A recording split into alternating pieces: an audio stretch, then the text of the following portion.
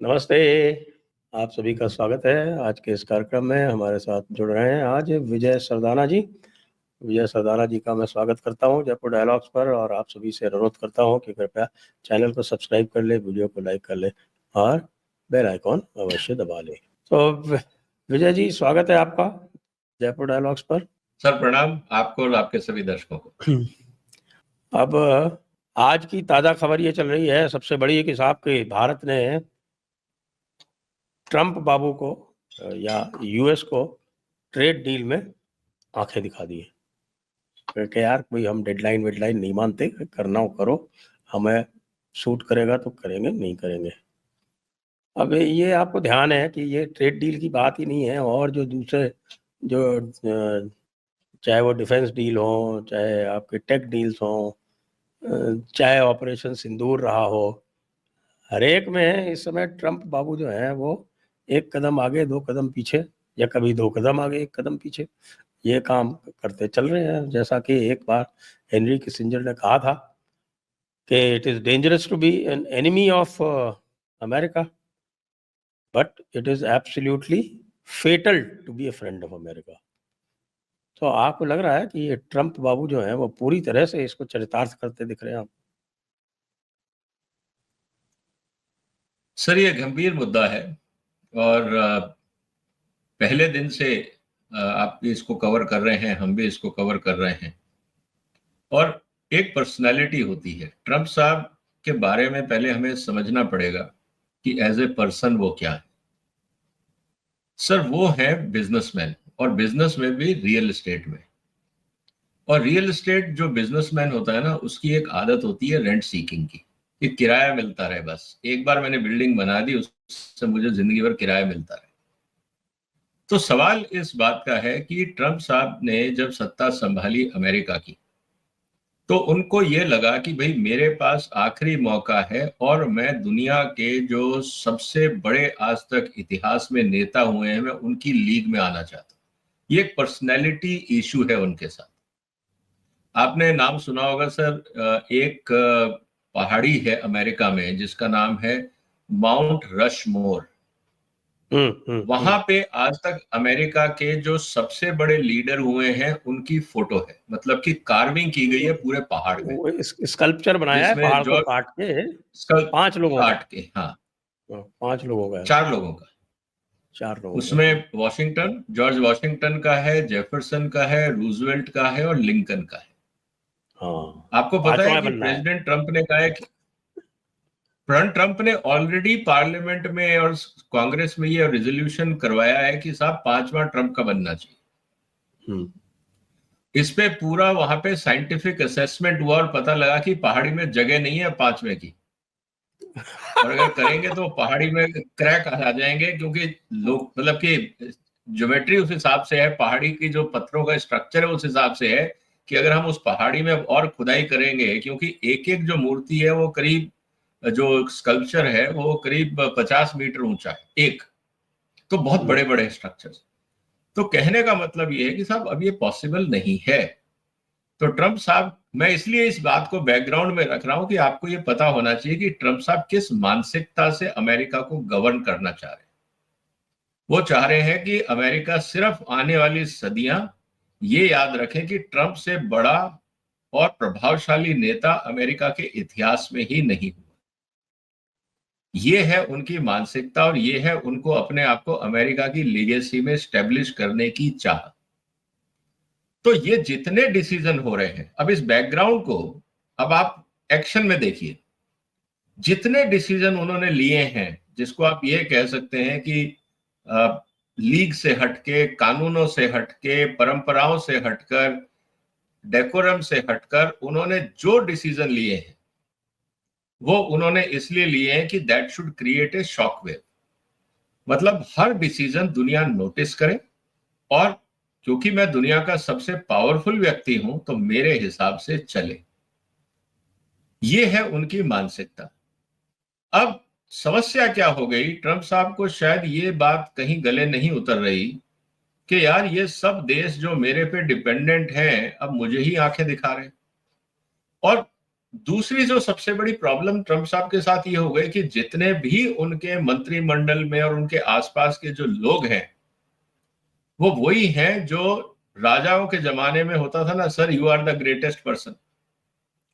मतलब उनको सही एडवाइस देने वाला कोई नहीं है। अगर कोई जिल्ले इलाही सिंड्रोम, जिल्ले इलाही, हाँ वो जिल्ले इलाही है इस समय। तो आप कह सकते हो कि जिल्ले इलाही ट्रंप, आप नया नाम दे सकते हो उनको। हाँ, जिल्ले इलाही ट्रंप। दूसरी तरफ तो उनके लिए जो सबसे इंपॉर्टेंट बात आ रही है, अब उनको जो सही बात करता है, जैसे आपने देखा होगा तुलसी गाबार्ड ने कहा कि साहब इंटेलिजेंस रिपोर्ट कहती है ईरान में भी कोई प्रॉब्लम नहीं है।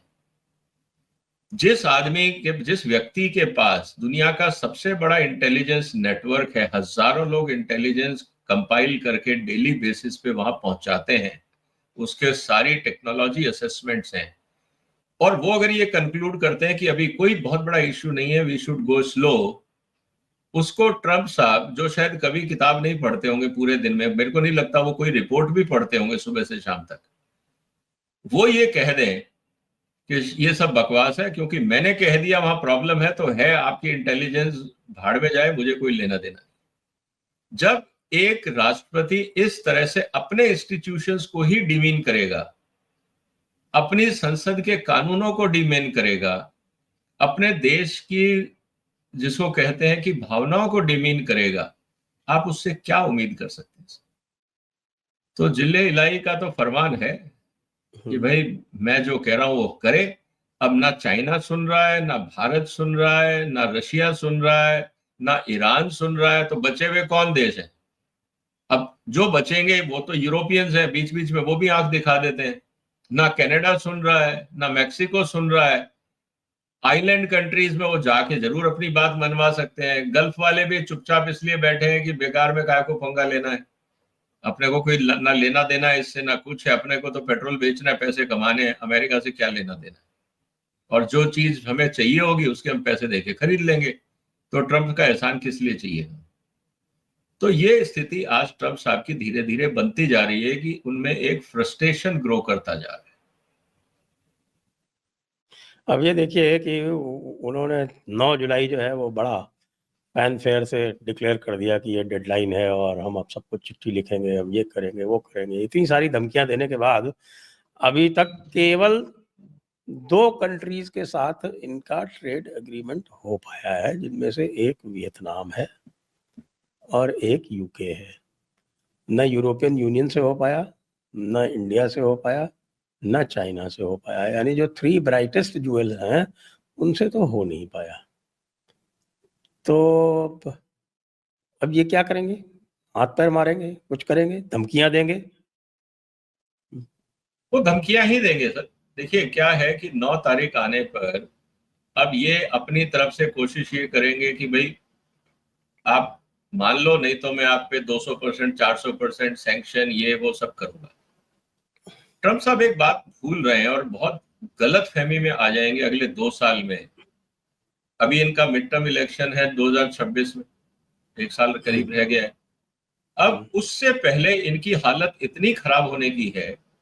एक तो एक एग्जाम्पल, मैं एक एक करके एग्जाम्पल लेता हूं सर, और इस पर मैंने बहुत डिटेल्ड वीडियो बनाए हैं, आपने भी देखे होंगे। उदाहरण के लिए एग्रीकल्चर पे मैंने डिटेल्ड एनालिसिस किया है अपने वीडियोस में कि ट्रंप साहब क्यों पीछे पड़े हैं भारत के एग्रीकल्चर में कि हमारे यहाँ पे एग्रीकल्चर बाजार खोला जाए। उसका एक लाइव एग्जांपल देते हैं कि किस तरह से इनको बैकफुट पे लाना बहुत आसान है। इन्होंने चाइना को धमकी दी कि भाई आप एक काम करिए, मेरी बात मानिए, नहीं तो मैं आपके ऊपर सैंक्शन लगा दूंगा, टैरिफ लगा दूंगा, ये कर दूंगा, वो कर दूंगा। चाइना ने कहा बहुत अच्छी बात, करिए। इन्होंने लगाए।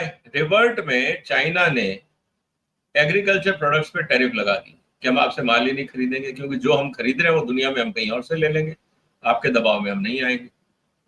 असर ये हुआ कि अमेरिका के अंदर एग्रीकल्चर प्राइसेस क्रैश होने लगे, क्योंकि अमेरिका में खपत ज्यादा नहीं है, जमीन बहुत ज्यादा है, और वहां पे जब किसान बाकी टेक्नोलॉजीज का इस्तेमाल करता है और टेक्नोलॉजीज इतनी महंगी है, तो उसको जस्टिफाई करने के लिए किसान को प्रोडक्शन ज्यादा करना पड़ता है।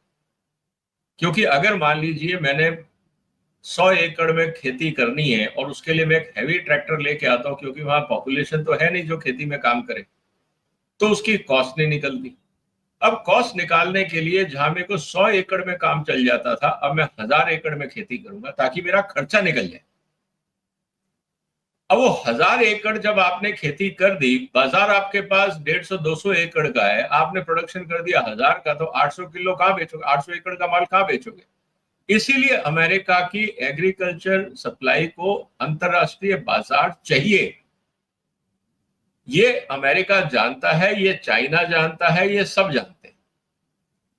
अब सबसे बड़ी समस्या क्या हो गई, जब चाइना ने आंख दिखाई, एग्रीकल्चर प्राइसेस जब क्रैश हुए अमेरिका में, तो किसानों को वहां पे कानून है कि वो मार्केट सपोर्ट करेंगे कि भाई किसानों की आमदनी खत्म ना हो जाए, नहीं तो किसान उगाएगा ही नहीं। और किसान को कोई फर्क नहीं पड़ता, क्योंकि जो टोटल पॉपुलेशन है वहां पे एग्रीकल्चर में, वो लेस देन 2% है। और एग्रीकल्चर जीडीपी, एग्रीकल्चर का जो कंट्रीब्यूशन है अमेरिका की जीडीपी में, वो हार्डली 1% है। तो आप किसान क्या करेगा? खेती छोड़ के कोई और काम धंधा कर लेगा। अमेरिका क्या खाएगा? उनको ये समस्या हो गई फूड सिक्योरिटी की, तो उनको किसान को सपोर्ट करना जरूरी है, और जो सरप्लस है उसको एक्सपोर्ट करना जरूरी है। अब जब ये हुआ और चाइना ने धमकी दी, तो जो किसानों को सपोर्ट करने के लिए पैसा देना था अमेरिका को, वो जाके बैठा सर $28 बिलियन, जबकि चाइना को ये एक्सपोर्ट करते हैं करीब $20 बिलियन। आप देखिए खेल, चाइना ने $20 बिलियन पे ड्यूटी लगाई, इनका बिल बन गया $28 बिलियन, क्योंकि ओवरऑल मार्केट क्रैश हो गई। तो सारी चीजों को सब्सिडाइज करना पड़ा, ना कि सिर्फ जो चाइना को एक्सपोर्ट करते हैं वो। ये है बाजार का फिनोमिना। अब ट्रम्प साहब का टेंशन ये हो गया कि अगर मुझे चाइना को दबाना है, तो मेरे को चाइना का अल्टरनेट ढूंढना होगा खेती के मार्केट में।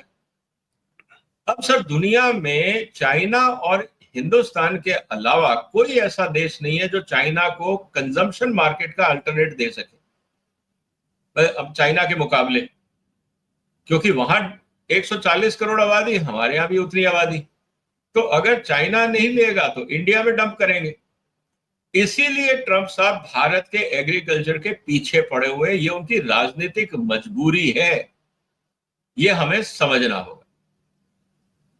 और मुझे लगता है कि मोदी जी ने कोई अच्छी तरह से समझ लिया है, और इसीलिए उनको कह दिया कि नहीं भैया, कोई जल्दी नहीं है, हम डेडलाइन नहीं फॉलो करेंगे, डेडलाइन के प्रेशर में कोई एग्रीमेंट नहीं करेंगे। सर अगर मोदी साहब इस बात को नहीं मानेंगे तो मोदी साहब की कुर्सी जाएगी।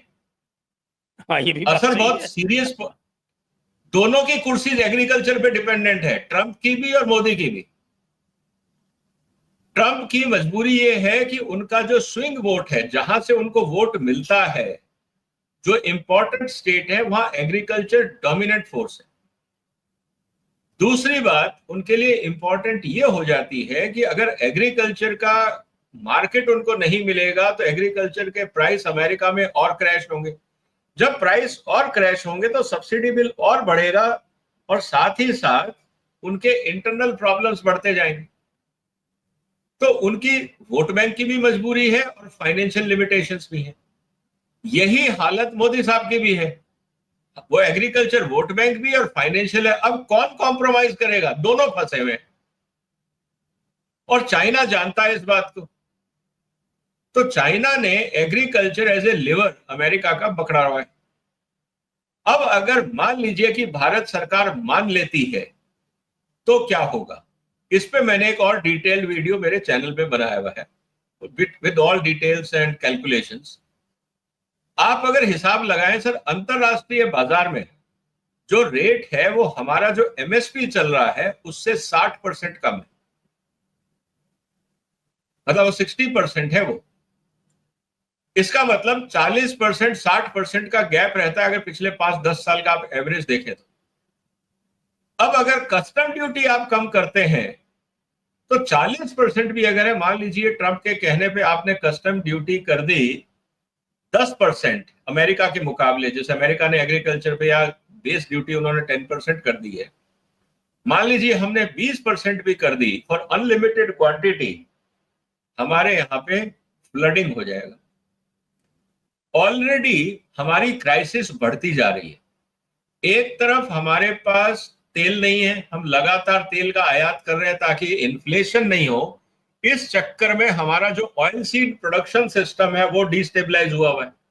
किसान ऑयल सीड नहीं लगाना चाहते क्योंकि जैसे ही ऑयल सीड लगाएंगे, एमएसपी देंगे तो अंतरराष्ट्रीय बाजार सस्ता है, लोग खरीद लेंगे, किसान से कोई नहीं लेगा, तो किसान उगा के क्यों करे, ये रियलिटी। दूसरी तरफ हमारे को पल्सेस आज भी इंपोर्ट करनी पड़ रही है। प्राइस स्टेबलाइजेशन से हम कुछ भी बोले, हमारा प्रोडक्टिविटी उस हिसाब से नहीं बढ़ रहा है जिस हिसाब से डिमांड बढ़ रही है। तीसरी तरफ सबसे बड़ा मुद्दा है, जो हमारे पास कार्बोहाइड्रेट है वो है सरप्लस। चाहे हम बोले गन्ने की बात, मक्के की बात, या ब्रोकन राइस की बात, इवन गेहूं की बात, जो हम कार्बोहाइड्रेट उगा रहे हैं वो हमारे पास है सरप्लस। इसीलिए चीनी मिलें जो हैं वो घाटे का सौदा है। इसी तरह से मक्के के किसानों को रेट नहीं मिल रहा था, इसी तरह से चावल के किसान को रेट नहीं मिलता, गेहूं के किसान भी परेशान रहते हैं। अगर एफसीआई नहीं खरीदे तो सब क्राइसिस हो जाएगी। इनको सपोर्ट करने के लिए इथेनॉल प्रोडक्शन शुरू कराया गया। भाई शुगर अगर नहीं बिक रही है तो इथेनॉल बनाओ और उसको हम ऑयल में, पेट्रोलियम में ब्लेंड करके फ्यूल के रूप में यूज करेंगे। अच्छा कदम था। गन्ने से शुरू किया, जब मक्के में क्राइसिस आई तो मक्के को ऐड कर दिया। ट्रेडिशनली हम लोग ब्रोकन राइस यूज करते थे, वो भी जारी है। अब ट्रम्प साहब ये कहते हैं कि आप मक्का खोल दो। मक्का ऑलरेडी इथेनॉल में जा रहा है। पोल्ट्री सेक्टर में हमेशा कुछ ना कुछ उतार चढ़ाव, रिस्क रहता है बिकॉज ऑफ डिजीज प्रोफाइल। उस चक्कर के अंदर अगर अमेरिका का मक्का आने लगा तो हमारे यहाँ के मक्के की तो हालत खराब हो जाएगी। हमारे यहाँ पे मक्का बिकता है 24 रुपए, अंतरराष्ट्रीय बाजार में रेट है 14-15 रुपए। तो हिंदुस्तान का माल कौन खरीदेगा। रही बात सोयाबीन की, हमारे यहाँ पे सोयाबीन का किसान एमएसपी हमने कर रखी है 48-50 रुपए के आसपास, मिल रहा है 35 रुपए। अब सोयाबीन आप और मंगा लोगे तो ये भी नहीं मिलेगा। और फिर सोयाबीन जो है वहां पे वो जीएम है। आपने हिंदुस्तान में जीएम क्रॉप को फूड में मना कर रखा है, सिर्फ कॉटन में अलाउ है। तो आप हिंदुस्तान में तो बैन कर रखे हो, इंपोर्ट कैसे करोगे? उसके लिए आपको पूरे हिंदुस्तान में जीएम पॉलिसी बदलनी होगी। ऑलरेडी वो मुद्दा सुप्रीम कोर्ट में चल रहा है। तो आप चाह के भी कुछ नहीं कर सकते क्योंकि मैटर इज सब जुडिस। उसके अलावा अब ये कहा जा रहा है कि साहब आप फीड मटेरियल में ले लो। अरे भाई, फीड मटेरियल में अगर ले लेंगे तो अल्टीमेटली आएगा तो जीएम ही। ऑलरेडी अगर हमारी फीड इंडस्ट्री इतनी सक्षम होती तो हमारे मक्के के रेट नीचे क्यों गिरे होते, सोयाबीन के रेट क्यों इतने गिरे होते? वही कंज्यूम कर लेते भारत का ही मक्का। इसका मतलब वहां भी गुंजाइश नहीं है, अगर आएगा तो रेट और क्रैश होंगे। तो कहने का मतलब ये है कि स्थिति बड़ी विचित्र है, बहुत सारे कॉम्प्लिकेशंस हैं। बहुत मैंने डिटेल में अपने अलग अलग वीडियोस में, अगर दर्शक इंटरेस्टेड है तो मेरे चैनल पे जाके डिटेल में देख सकते हैं, कई कॉम्प्लिकेशंस हैं सर। तो इसीलिए मोदी साहब के लिए ये आसान नहीं, और ये मैं पहले दिन से बोल रहा हूं कि यहाँ पे सरकार कॉम्प्रोमाइज कर नहीं सकती, क्योंकि वोट बैंक के साथ साथ सर 80 करोड़ लोग हैं जिनकी आमदनी या जीविका जो है वो खेती पे चलती। तो अगर वहां और प्राइस क्रैश हो गए तो ये सब लोग सड़क पे आ जाएंगे। आप इनको सिर्फ 5 किलो दाना देने से काम नहीं चलेगा, इनकी खेती का क्या होगा, और उसके जो कास्केडिंग इफेक्ट होंगे। अर्बन माइग्रेशन शुरू हो जाएगा, लॉलेसनेस बढ़ जाएगी, बाकी प्रॉब्लम शुरू हो जाएंगी, पॉलिटिकल प्रॉब्लम शुरू हो जाएंगी, आपकी सोशल प्रॉब्लम शुरू हो जाएंगी, इकोनॉमिक क्राइसिस शुरू हो जाएगा। और 150 करोड़ आबादी का देश क्या विदेशी खाद्य संसाधनों पे निर्भर करेगा? मान लीजिए आज तो अमेरिका ने एक्सपोर्ट कर दिया, भारत की यहाँ पे खेती खराब हो गई, प्रोडक्शन बंद हो गया, किसानों ने रास्ते बदल लिए, और 2 साल बाद अमेरिका कहते हम नहीं देते, तब क्या होगा? जैसा डिफेंस में करता है अमेरिका, फाइनेंशियल सर्विसेज में करता है, कल को वो कह देंगे जी हम नहीं दे रहे अब आपको मक्का और सोयाबीन, तब आप क्या कर लो? फंस गए आप।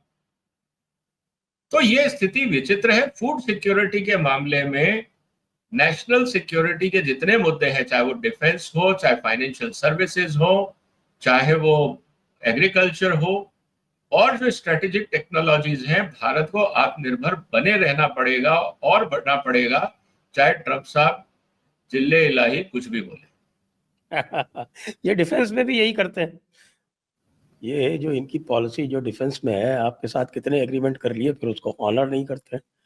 आपको कहते हैं कि साहब आप F-35 खरीद लो, F-35 के साथ तो दुनिया भर के जो है वो रिस्ट्रिक्शंस और कंडीशंस लगा के बेचते हैं।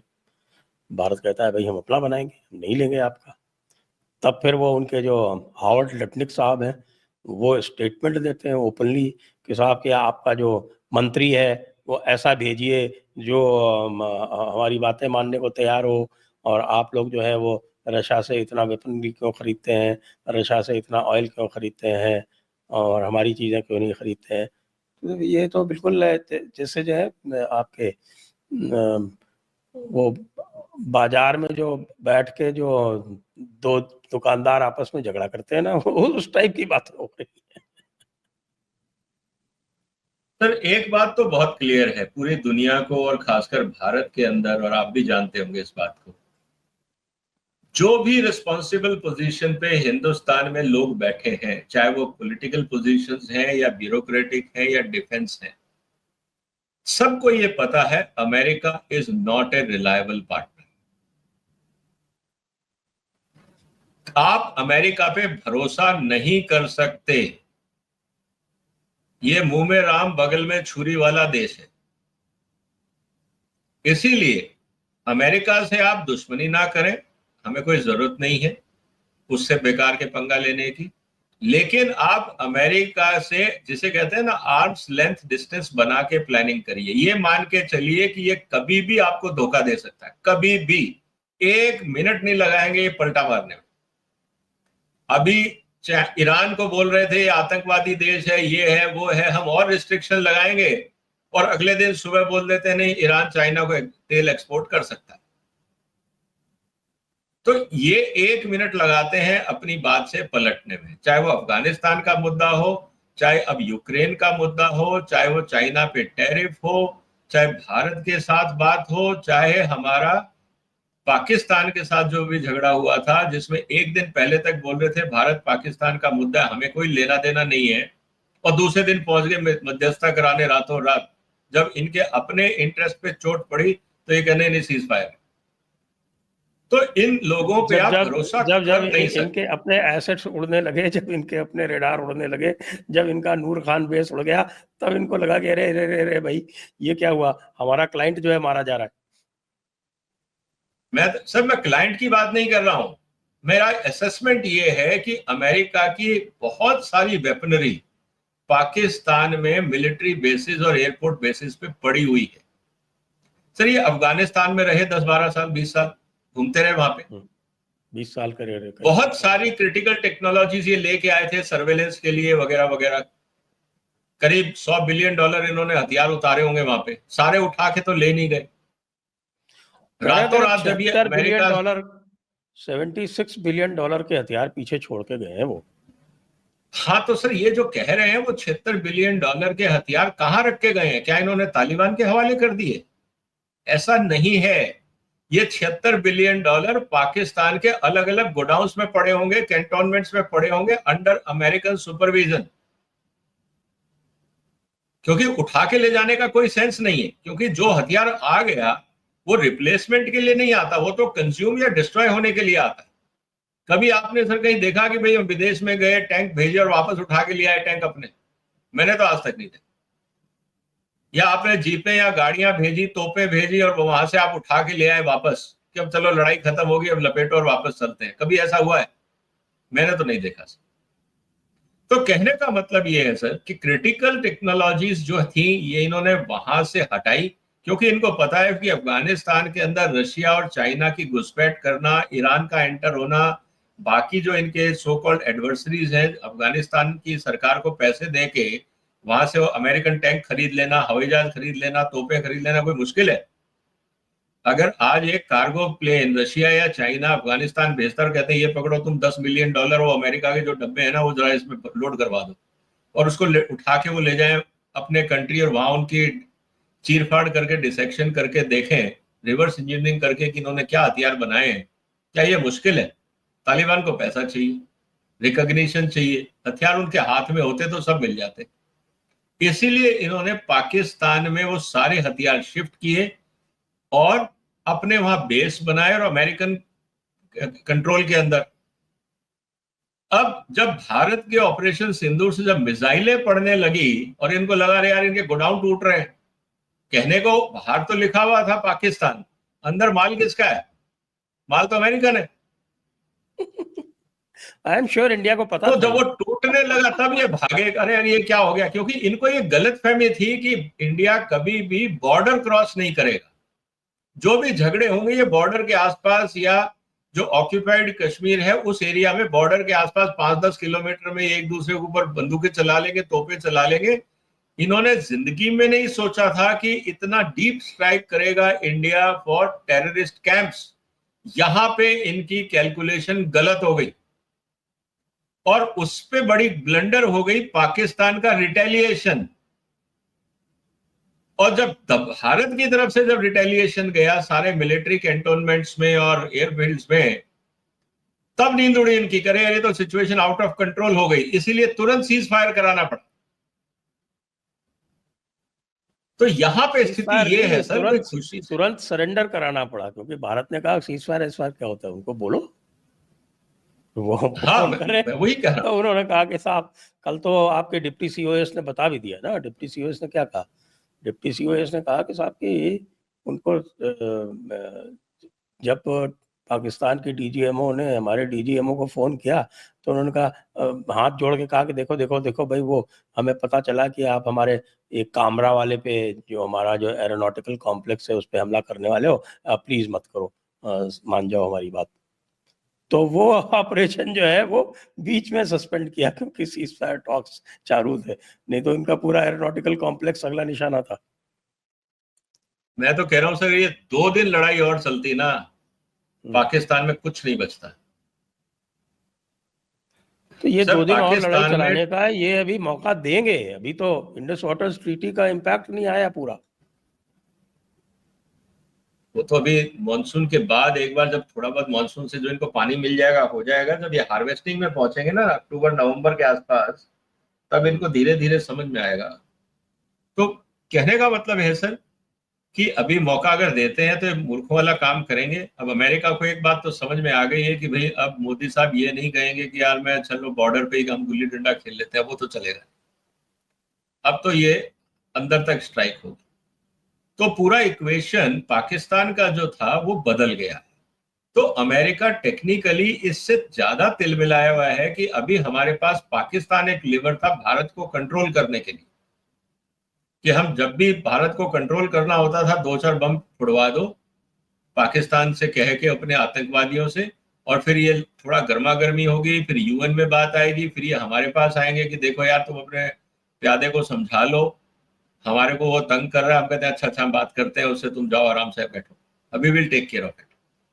तो अमेरिका को ये गलत फहमी थी कि हर बार भारत आएगा हाथ जोड़ करके प्रेयर करके कि भाई आप आइए जरा इसको संभाल लो, और हम हर बार यही करेंगे, ठीक है पाकिस्तान को डांट देंगे और 6 महीने बाद फिर हम ही उंगली करेंगे, अगर 6 महीने हो गए यार कुछ और करो।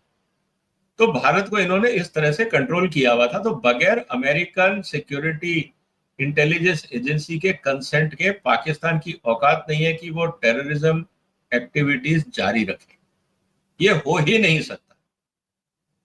आज अगर चाइना के अंदर भी, चाइना जब पाकिस्तान में आया है, चाइना पे जो आपने देखा होगा ना सर, एक बार बताइए मुझे, जब से सीपैक हुआ है चाइना पे लगातार अटैक हो रहे हैं, वहां के इंजीनियर्स पे, साइट्स पे। कभी आपने अमेरिका पे अटैक देखा था? अमेरिकन फौजों पे कभी नहीं था,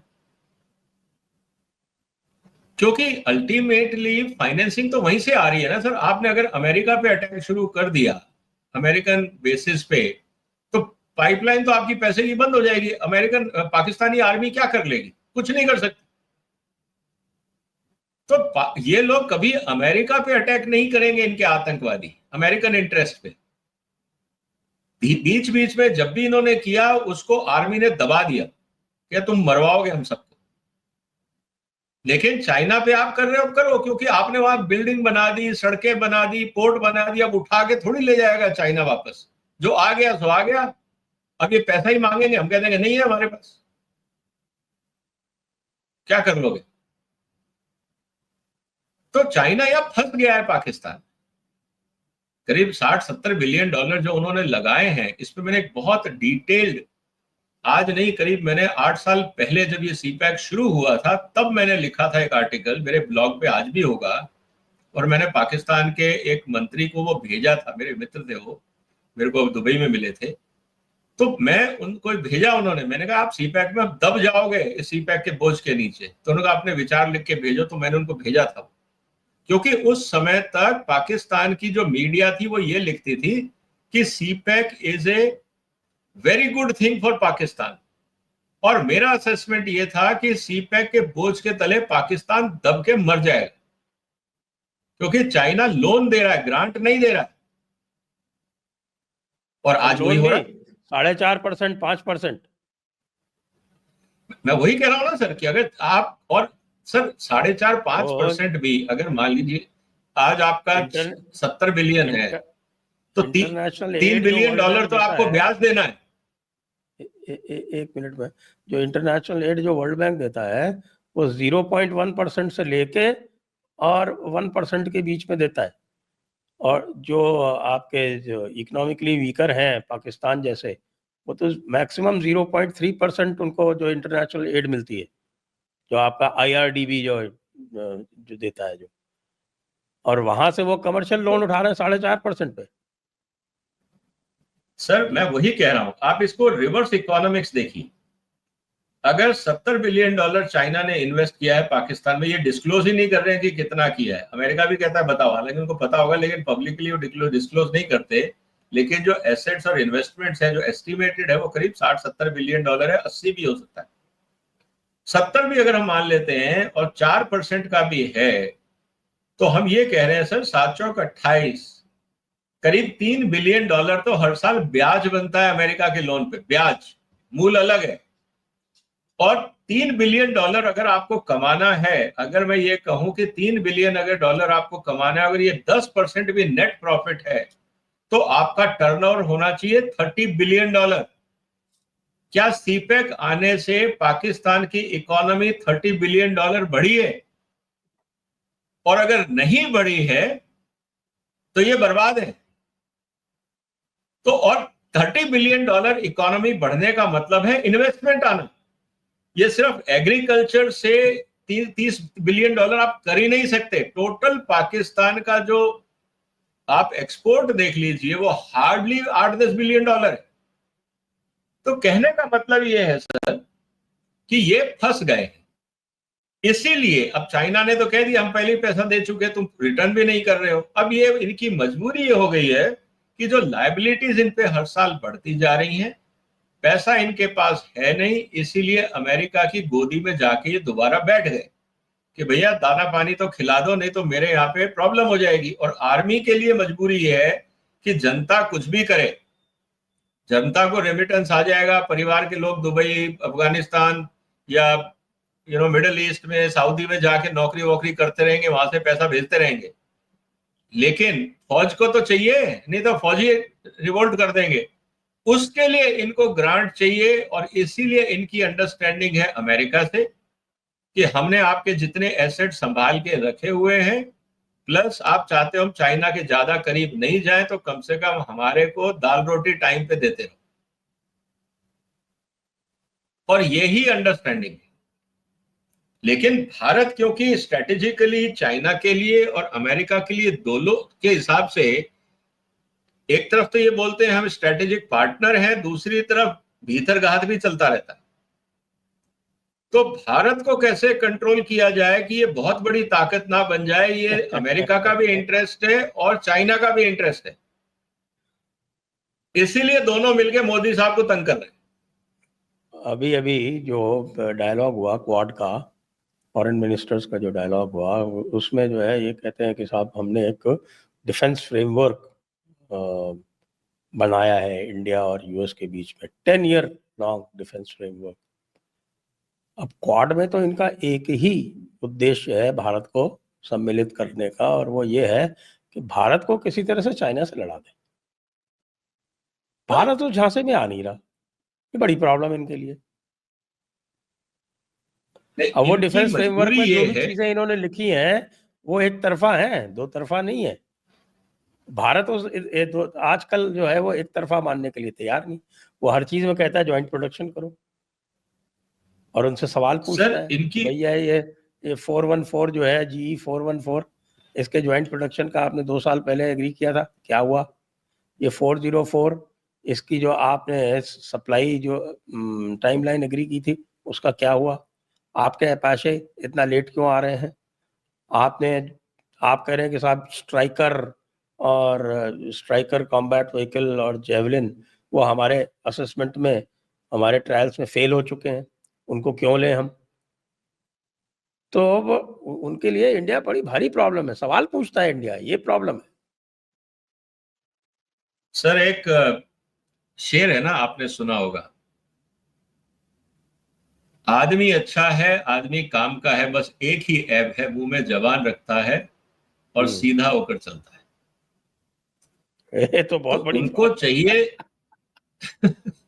उनको सर पाकिस्तान जैसा चाहिए, आत्मनिर्भर, उनको बिल्कुल उनको पाकिस्तान पगलू जैसा चाहिए चाहिए। सर सारे। उनको सब डम और लोग चाहिए जो उनकी हाँ में हाँ मिलाएं। सर ये तो ह्यूमन साइकोलॉजी है ना, कौन चाहता है कि आपके आके खड़ा हो जाए और बोले कि सर जो आप कह रहे हो I don't agree with you.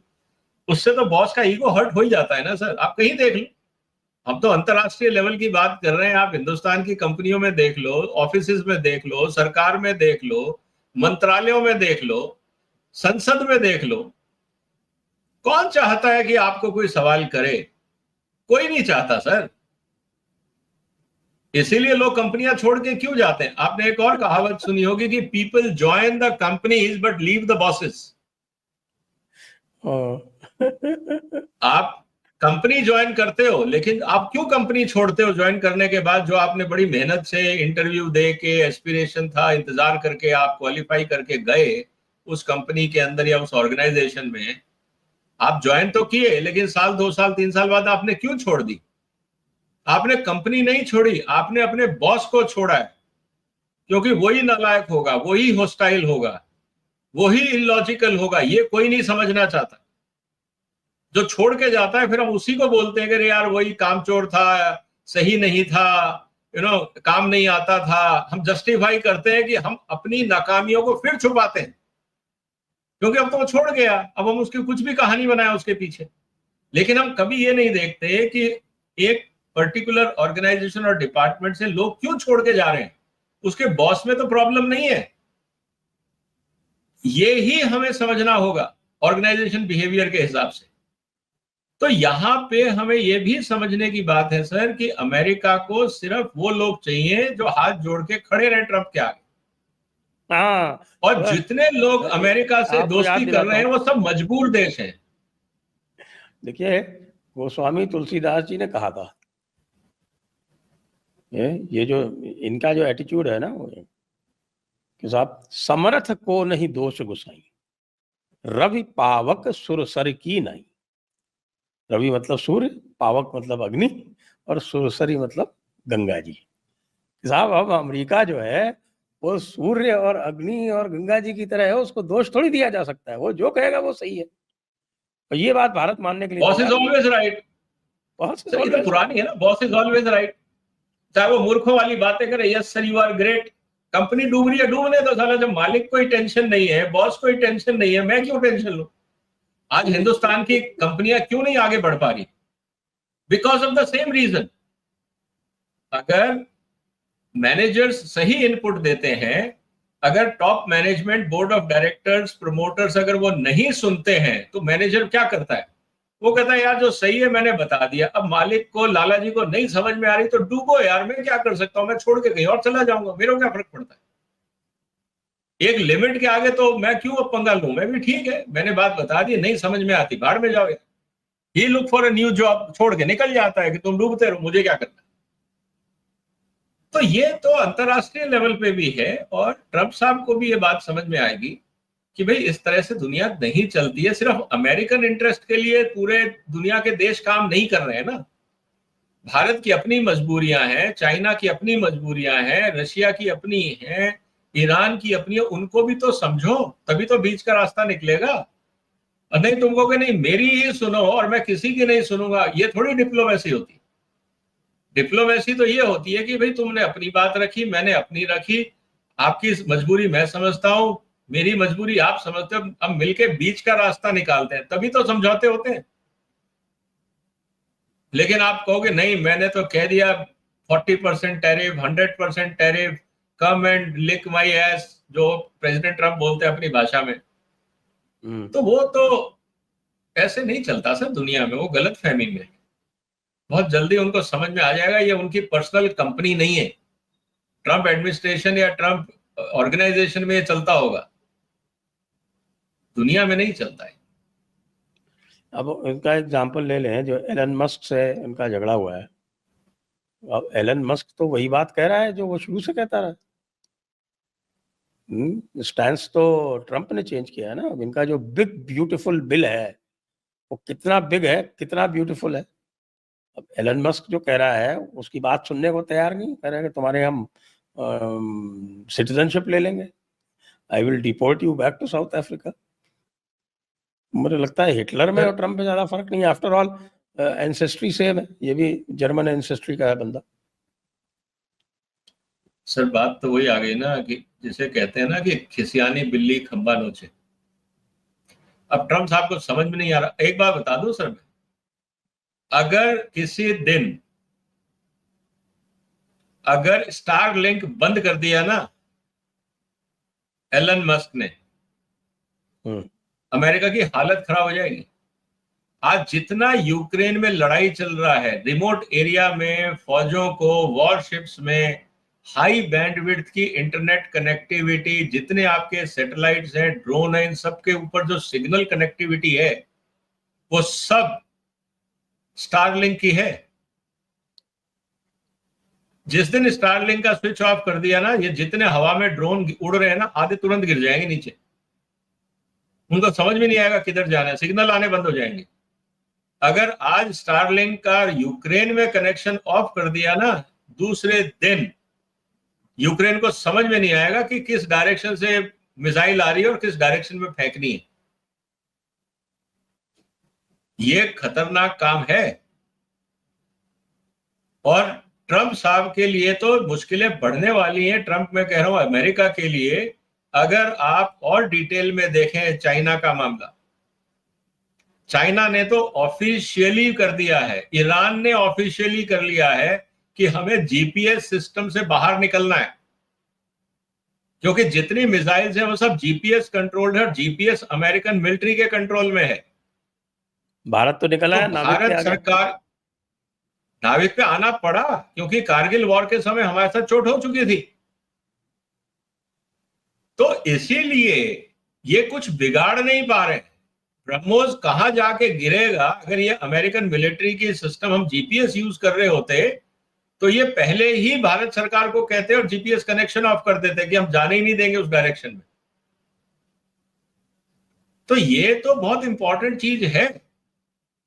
अब चाइना ने क्या किया है सर, उन्होंने अपनी कंपनियों को बोल दिया है कि ना अमेरिकन हार्डवेयर ना अमेरिकन सॉफ्टवेयर, 2027 तक सब बाहर निकल जाओ। अब ना वो उनसे चिप खरीदेंगे, ना कंप्यूटर खरीदेंगे, ना सॉफ्टवेयर खरीदेंगे, ना सर्किट्स खरीदेंगे, कुछ नहीं खरीदेंगे।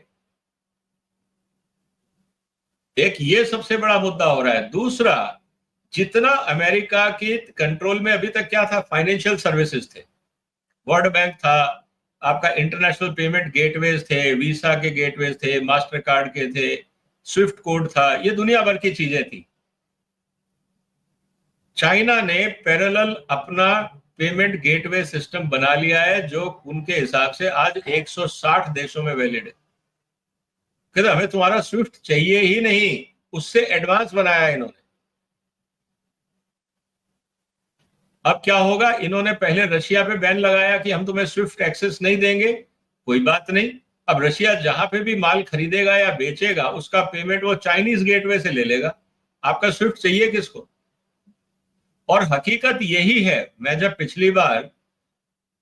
पिछले साल जब मैं गया था रशिया एक कॉन्फ्रेंस के लिए, उस समय लड़ाई चल रही थी वहां पे, तो वहां मुझे तो कहीं लगा ही नहीं कि कोई लड़ाई हो रही। सब लोग आराम से बीच पे बैठे हैं, होटल्स फुल हैं, फ्लाइट है फुल है, एयरपोर्ट सब नॉर्मल चल रहे हैं, कुछ नहीं था। और मजे की बात सर, जब मैंने वीसा की पेमेंट करनी थी, रशियन वीसा की, तो वो ना रूबल में था, ना डॉलर में था, ना रुपये में था, वो चाइनीज करेंसी में था। रशिया की पेमेंट मेरे को चाइनीज करेंसी में चाइनीज गेटवे पे करनी पड़ी, वो अपने आप पहुंच गई होगी रशिया। तो कहने का मतलब ये है कि ये अमेरिका को समझना चाहिए कि इतना अगर आप दुनिया के साथ रूड रहोगे, एग्रेसिव रहोगे, तो लोग अल्टरनेट ढूंढेंगे। भारत का यूपीआई चाइना भी ने तो कोई बहुत तेजी से 25-30 में, भारत का यूपीआई भी कोई 25-30 कंट्रीज में अब चल रहा है, इंक्लूडिंग फ्रांस। तो सर वो तो है, लेकिन यूपीआई में भी क्या है कि एग्जिस्टिंग बैंकिंग सिस्टम के साथ आपको लिंक है, पेमेंट ट्रांसफर गेटवे नहीं है जैसे स्विफ्ट में है। मैं यूपीआई में वो नहीं कर पाता, इसीलिए भारत को यूपीआई को अपग्रेड करना पड़ेगा in the level of Swift, या जो ई युआन करके जो उन्होंने ई सीएनवाई जो किया है चाइना ने, उस मॉडल को स्टडी करके यूपीआई को अपग्रेड करना पड़ेगा भारत सरकार को इमीडिएटली। इंसिडेंटली मैंने इस पे एक प्राइम मिनिस्टर ऑफिस में चिट्ठी लिखी कि why India needs digital decoupling. क्योंकि आज की तारीख में सर आप देखिए, मैं आपको आज का एग्जांपल बताता हूं। मुझे एक सॉफ्टवेयर पे काम करना है, और जो मेरे को काम करना है उसका वो सॉफ्टवेयर बहुत कॉमन है, लेकिन उसमें एक दो फीचर ऐसे हैं जो कॉमन वर्जन में नहीं है, उसके लिए मुझे पेमेंट करना है। वो सारा पेमेंट मेरे को अमेरिका जाएगा मेरा एज ए इंडियन सिटीजन। अगर मैं माइक्रोसॉफ्ट ऑफिस यूज करता हूं तो वो सारा पेमेंट अमेरिका जा रहा है। मैं गूगल वर्क स्टेशन यूज कर रहा हूं, ऑफिस स्पेस, वो सारा अमेरिका जा रहा है। भारत ने आज तक, हम अपने आप को आईटी सुपर पावर बोलते रहे, हमने एनआईसी में e office government of India के ऑफिसर्स के लिए बना दिया, हमने कोर्ट्स के लिए सॉफ्टवेयर बना दिए। हम भारत की जनता के लिए ऑफिस 365 या गूगल वर्क स्पेस जैसी सॉफ्टवेयर सर्विसेज क्यों नहीं शुरू करते? जनता पैसे दे रही है ना। और आप अगर इस डर से हो कि अगर हम करेंगे और अमेरिका रिटेलिएट करेगा, तो आप तो रोज अपना डेटा अमेरिका को दिए जा रहे हो।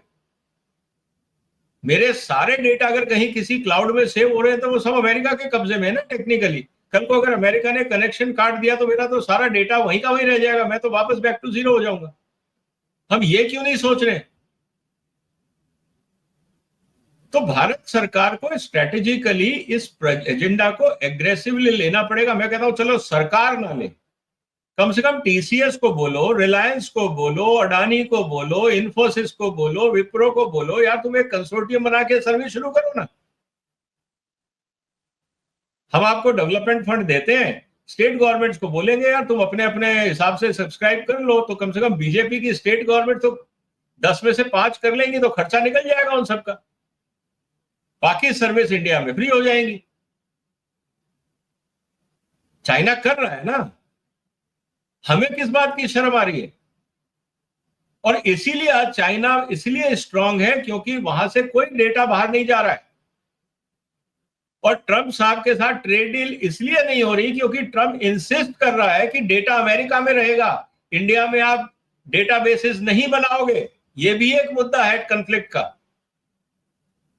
अच्छा, ये नहीं पता मुझे। तो आप, ये भी है,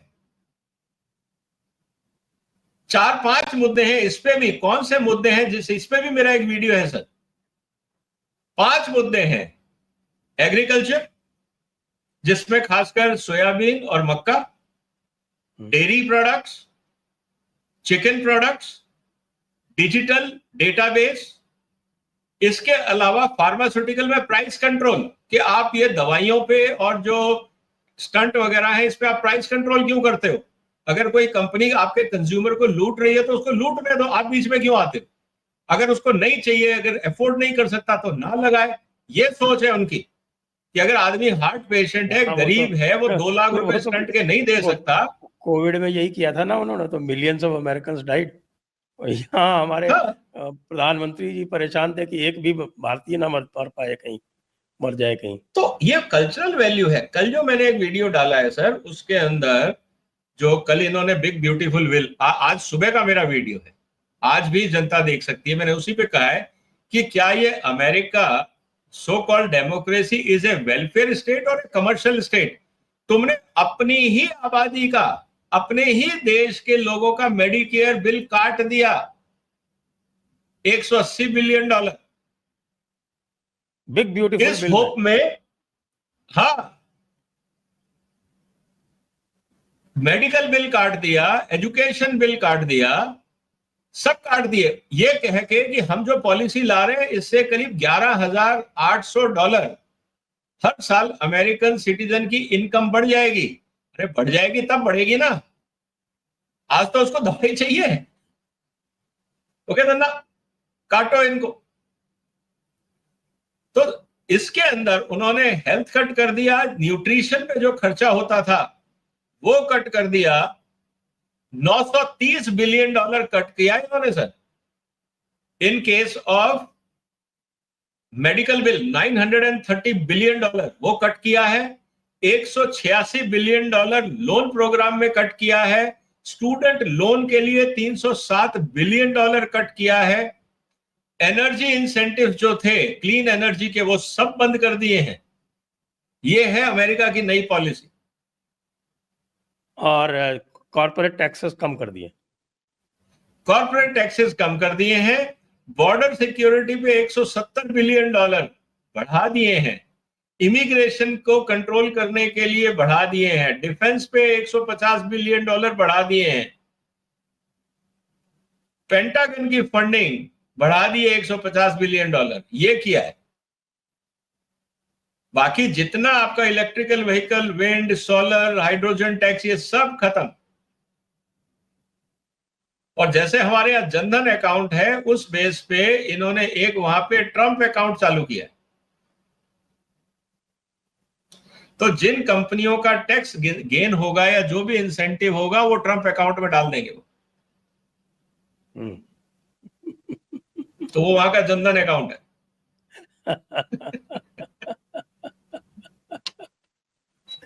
तो अभी मैंने एनालाइज किया है कि ये पूरे बिल के हाइलाइट्स क्या है। जो कमर्शियल एंटिटी है, अभी अभी आपके ये जीनी इंडेक्स जारी किया था अलग अलग कंट्रीज का वर्ल्ड बैंक ने, देखा होगा आपने।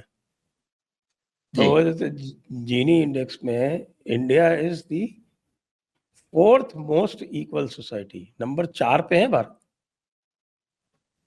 The Gini index of about 25.6। और ये जो है अमेरिका, वो हाईली अनइक्वल सोसाइटी वाला जो कैटेगरी है, जो 40+ की जीनी कोएफिशिएंट है, उसमें आता है। अपने आप को वेलफेयर स्टेट तो वो कहता भी नहीं है।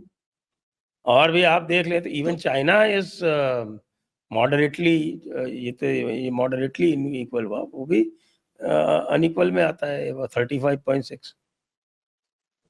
वो भी तो आपको मेडिकेयर नहीं देता। यहाँ तो सबको, आपके सीनियर सिटीजन्स को सबको फ्री मेडिकेयर कर दिया आयुष्मान में। तो भारत के जैसी वेलफेयर कवरेज तो मेरे ख्याल से कहीं भी नहीं है। ऊपर से सारी स्टेट्स जो है वो आपस में कंपटीशन करती रहती हैं, डायरेक्ट बेनिफिट ट्रांसफर, साहब महिलाओं को ये दे देंगे, ये कर देंगे, वो कर देंगे। केजरीवाल को भेज देना चाहिए ना अमेरिका सर। आपका फेवरेट ट्रंप को सिखा के आएंगे कि what is the significance of freebies.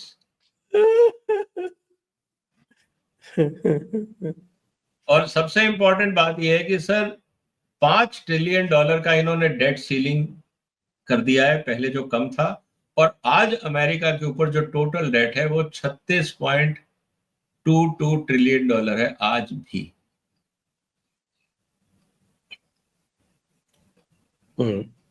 तो इसमें सबसे ज्यादा जो लोन दिया है ना अमेरिका को, उनमें जो देश है वो है यूरोपियन यूनियन, मिडल ईस्ट के कुछ, और इवन चाइना। अब चाइना की मजबूरी है कि चाइना ट्रेजरी बॉन्ड्स, हाँ वही है ना, अगर वो ऑफलोड कर रहे हैं अब धीरे धीरे कर रहे हैं, क्योंकि ज्यादा करेंगे तो उनका खुद का नुकसान हो जाएगा। क्योंकि अगर डॉलर की वैल्यू क्रैश होती है तो उनका खुद का नुकसान हो जाएगा। आइए हम इस चर्चा को यहीं पर विराम देते हैं। सभी दर्शकों को बहुत बहुत धन्यवाद। विजय सरदाना जी को भी बहुत बहुत धन्यवाद। जय हिंद, जय भारत, वंदे मातरम। वंदे